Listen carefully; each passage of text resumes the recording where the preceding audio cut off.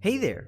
Welcome to Life Noggin. It can be pretty scary to think of all the dangers of climate change. In the past, we've learned together why we should care, but today, let's find out how to be proactive about the situation. One way to help is to drive less when you can. Rather than using your own personal car, try to carpool or use public transportation. If your destination is close enough, maybe even consider walking or riding a bike. Carbon dioxide or CO2 is a major contributor to climate change, and vehicles are a large portion of the CO2 humanity produces. In fact, it's estimated that for every 2-mile car trip you take, 2 pounds of CO2 are put into the atmosphere. Please thank all those kids riding skateboards, because they're kinda saving the world. Even though they won't get off my lawn. You can also help out by recycling and reusing things when you can.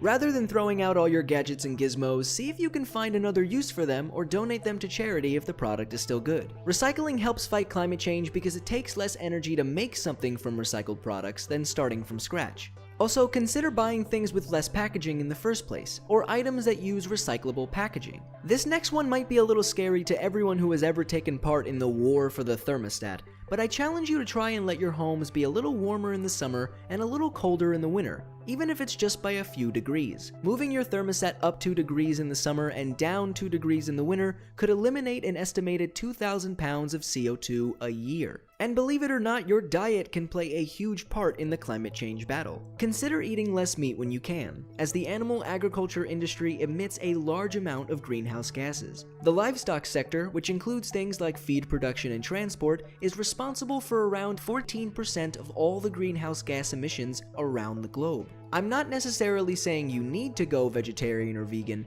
but maybe try things like Meatless Mondays or pick a plant-based option for even just one meal when you could have had meat. Every little bit helps. I know that kale salad looks scary, but you could do it. It should be noted, however, that it might not be as simple as all plants are better for the environment than all meats when taking everything into account, such as the energy required to produce the food. Overall, though, plant-based diets seem to be better for the fight against climate change than meat-based ones. Another thing you can do is inspire others to join the fight against climate change. This can be as simple as talking to your friends and family about the issues, or organizing groups and events in your local community. You can even contact your government officials and urge them to take action and have policies that lead to a healthier, greener future. And think about this: if you lose your world, well, then I kinda lose mine. I partnered up with an Inconvenient Sequel to bring you this video because the stakes have never been higher when it comes to saving our planet.